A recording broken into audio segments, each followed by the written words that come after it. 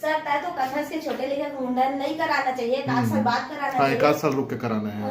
पर मोर सास तो सर मानत नहीं है, मुंडन कराबो। अब बोले हो तो कहा थे कि हमारे समाज के थोड़ी है, डॉक्टर है तो हो जानी।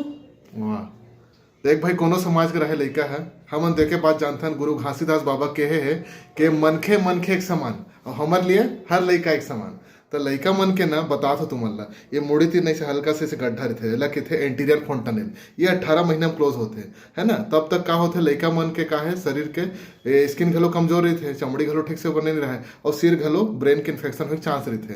तो हमन का है लइका लेके जब वो नाव तीर और नाव कौन जानी कौन से उस तरह में कब के धोआए मजाए है साफ होए कि नहीं हमन नहीं जानन, कतका सैनिटाइज है वही में लइका ला इसे रखोड़ दी भाई है ना।